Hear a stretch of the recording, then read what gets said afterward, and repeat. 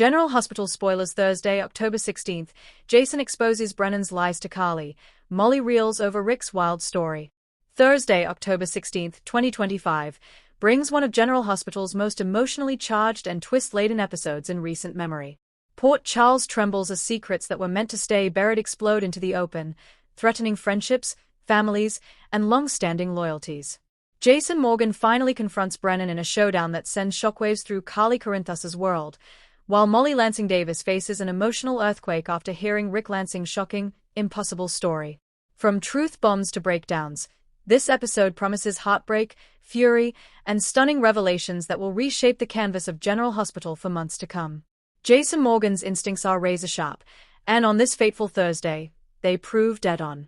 Ever since Brennan slithered his way into Port Charles, Jason has suspected that the suave government liaison was hiding something far darker than classified missions or WSB secrets. Recent clues from Anna Devane's ongoing investigation finally connect the dots, and the picture that emerges sends Jason into a fury. The evidence shows that Brennan was not only manipulating Anna and the WSB but also orchestrating a complex deception involving Sonny Corinthus's empire and Carly's safety. For weeks, Jason has held back, uncertain how deep Brennan's deception ran. But when he finds an encrypted drive in Brennan's temporary office, one that contains photos of Carly, Donna, and even Jocelyn, the protective father and mob enforcer inside him explodes to the surface. He storms into Brennan's safe house, gun drawn, demanding answers.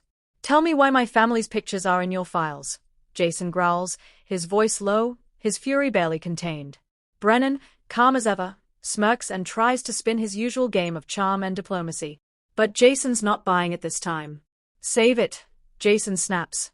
"You lied to Anna. You lied to Carly. You lied to me. You think you can walk into our lives, pretend to be our ally, and then turn around and stab us in the back." When Brennan tries to deny it, Jason slams a folder on the table, filled with evidence tying Brennan to an off-the-books operation that used Corinthus coffee shipments as smuggling cover. The silence is deafening. Brennan's mask slips. "You have no idea who you're dealing with," he hisses. Jason steps closer. "Neither do you." The intensity of the confrontation is electric, two men representing power, control, and vengeance standing face to face. Jason's blue eyes blaze as Brennan finally admits that he's been using Carly to track down something far more valuable than territory, information left behind by Drew Kane's old Navy contacts.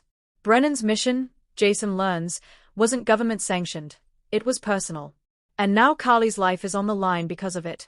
Back at Carly's house, she's been pacing anxiously ever since Jason left. She's no stranger to chaos, but this time feels different. Jason's tone earlier was colder, more urgent than usual. When he finally returns, he's shaken. Carly sees it immediately. "Jason," she whispers. "What happened?" Jason drops the folder on her kitchen counter. "You need to see this." Inside, she finds the photos.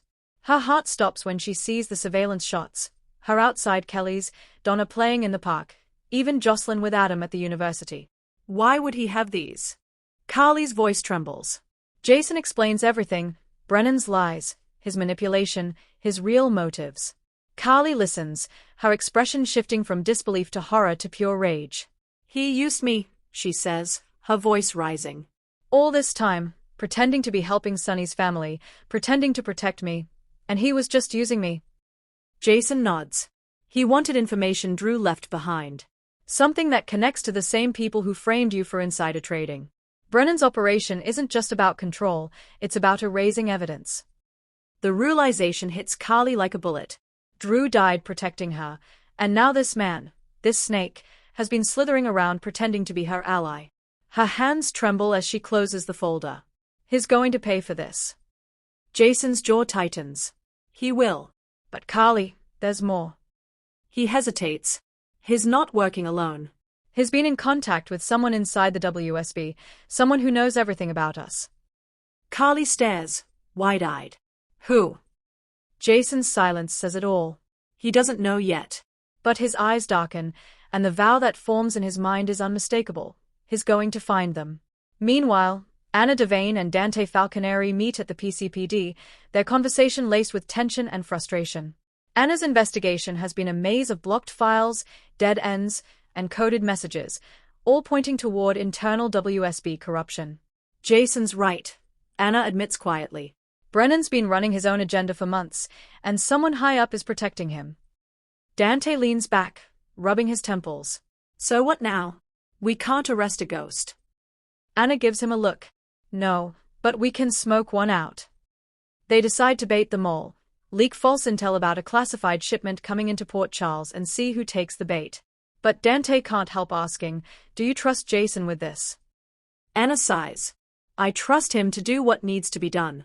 The question is, will Carly trust him after this? The words hang in the air, ominous and heavy. Across town, a completely different storm brews, one that's just as devastating in its own way. Molly Lansing Davis has been trying to focus on her work, balancing her DA's office duties with the strain of her complicated personal life. But when she gets a call from her father, Rick Lansing, asking to meet urgently, she knows it's something serious. When she arrives at his old apartment, the atmosphere feels strange, heavy, almost haunted. Rick looks worn, haunted himself, clutching an envelope like it's the last thing tethering him to reality. Molly, he says, his voice rough, you have to hear me out before you judge. She frowns. Dad, what's going on? He takes a deep breath. Everything you thought you knew about me, about what happened with your mother, with Sonny, with my disappearance, it's not what it seemed. Molly blinks, confused. You're scaring me. Rick opens the envelope and spills out photographs, letters, and a single worn flash drive. I wasn't just hiding, he says slowly. I was working with Brennan. The room spins. Molly can't breathe for a second. What? He nods miserably. He promised me protection and information. He said he could clear my name with the feds, help me start over. But it was all a lie. He was using me, too. Molly's heart hammers. You worked with him? Dad, do you realize what that means? Brennan's connected to the people Jason's after. He's dangerous. Rick looks ashamed. I know. I didn't realize until it was too late. He made me believe I was helping expose corruption in the WSB. But I was feeding him intel on Sonny, on Drew, on Jason, even on you. Molly recoils. On me? Tears spring to her eyes as she realizes just how far the betrayal goes. Dad, how could you? She whispers. Rick's voice cracks. Because he told me you were in danger, and I believed him. Haunted by what she's learned, Molly runs straight to Alexis's house. Her mother, who's just returned from a brief trip with Christina, can instantly tell something's wrong. Molly, what happened? Alexis asks gently. Molly sinks onto the couch, shaking. It's Dad. His back. And he told me something I don't even know how to process. Alexis listens as Molly spills everything, Brennan's manipulation, Rick's involvement, the confession that he fed information to Brennan. When she finishes, Alexis is pale. That man, she mutters. That man never learns. Molly looks at her, eyes filled with turmoil. He said he thought he was protecting us. Alexis sighs, running a hand through her hair. Rick always thinks that. It's how he justifies every disaster he creates. But this time, he may have just crossed a line even he can't come back from. The mother-daughter moment is heartbreaking. Two women who have spent their lives navigating the wreckage of Rick's choices, now forced to face another betrayal. But for Molly, this time it's different. She's not a child anymore. She's a prosecutor. And if her father's actions aided a criminal, she'll have to choose between love and justice. Back at Carly's, the tension is palpable. Carly's fury burns like fire, but beneath it is fear. She's been in danger before, but this feels more personal. Brennan infiltrated her life, her home, her trust. Jason, ever the stoic protector, lays out a plan. We'll draw him out, he says. He's expecting you to play scared. Don't. Play along, but keep him close. I'll do the rest. Carly's eyes flash. You think I can act like nothing's wrong after this? Jason meets her gaze. You've done it before. You can do it again. There's a beat, heavy with unspoken emotion. Carly looks down, voice softening. You always say that like you know me better than I know myself. Jason gives the faintest smile. Because I do. The old spark between them flickers, a blend of trust, history, and something deeper. But before the moment can deepen, Jason's phone buzzes. It's Anna. She tells him the bait worked. The WSB mole made contact with Brennan. And the name attached to the communication sends a chilled BWN Jason's spine. It's someone in Port Charles, he mutters. Carly watches him carefully. Who? Jason's expression darkens. We need proof first. But if it's who I think it is, we're in deeper trouble than we imagined. Word travels fast in Port Charles. Within hours, Sonny hears that Jason's been digging into Brennan, and that Carly's involved. He storms into the Metro Court, his usual cool demeanor replaced by fury. Carly, he calls out. Why am I hearing that Brennan's been in your orbit and Jason's cleaning up the mess? Carly stands tall. Because I didn't want to drag you back into this. Too late, Sonny snaps. Brennan's been coming after my people. You think I'm gonna stand by while he goes after you? Jason steps in, calm but firm. Sonny, I've got it handled. Sonny glares. Handled? You're telling me a WSB rogue agent's been tailing Carly, and you've got it handled? The old tension between Sonny and Jason flickers, power dynamics, loyalty, and love colliding. Carly steps between them. Enough. I'm not a piece of territory you two need to fight over. Brennan lied to all of us. The only way we survive this is if we work together. Her voice cuts through the chaos. Jason and Sonny exchange a look, an uneasy truce forming between them. But deep down, both men know that when it comes to protecting Carly, neither will ever truly stand down. Meanwhile, Molly sits alone in her office at the DA's office late that night, Rick's flash drive sitting in front of her like a ticking bomb. She knows she should turn it over to the authorities, but doing so would mean exposing her father and potentially destroying what little connection they have left. Her phone buzzes, a text from Rick. Don't tell anyone. You'll only make it worse. She deletes the message, heart pounding. Her mind flashes to Christina, to TJ, to her own integrity. Then she opens her laptop and inserts the drive. What she finds changes everything.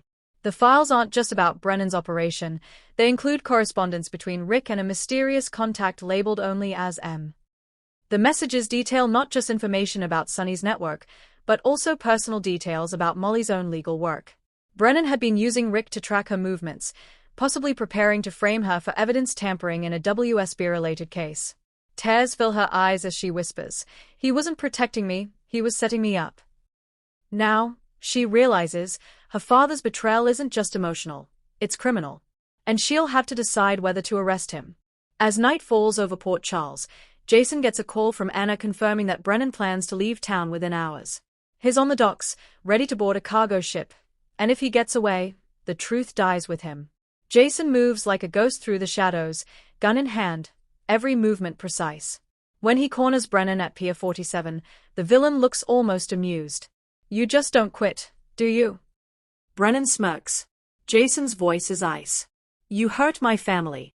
You lied to Carly. You made this personal." Brennan laughs. "You think you're the hero in this story? You're just another soldier protecting the wrong people." "Maybe," Jason says. "But I still win." In a blur of motion, Jason disarms Brennan and forces him to the ground. Just as sirens wail in the distance, Brennan snarls, "You have no idea what's coming. This isn't over. The WSB is about to burn." Jason's jaw tightens. "Then I'll be there to watch it." Anna and Dante arrive seconds later, taking Brennan into custody. Jason steps back, silent but watchful. The next morning, Port Charles wakes to headlines. Brennan arrested, WSB under investigation. But for those who know the truth, it's far from over. Carly stands at her window, staring out over the harbor, coffee in hand. Jason's words from the night before echo in her mind. He's not the only one. Molly, meanwhile, hands over the flash drive to Anna, choosing justice over family. Her hands shake, but her voice is steady. "Do what needs to be done." Anna nods. "You did the right thing." But in the final scene, as Brennan sits in his holding cell, a smirk crosses his lips. He whispers, "You think you've won, but she's already inside." The camera pans to a computer screen in WSB headquarters, where a familiar face logs in with the codename M. The face belongs to Margot Dawson, alive, furious, and back in Port Charles. Thursday, October 16's General Hospital is a masterclass in suspense and emotional payoff, blending old loyalties, new betrayals, and shocking revelations that will ripple through every corner of Port Charles. Jason's relentless pursuit of truth brings down Brennan's operation, but it also exposes fractures that could destroy his closest bonds. Carly faces the pain of being deceived again, this time by a man she thought she could trust. And Molly's discovery about Rick not only breaks her heart but forces her to redefine what justice means when blood and betrayal are intertwined. As the smoke clears, one thing is certain.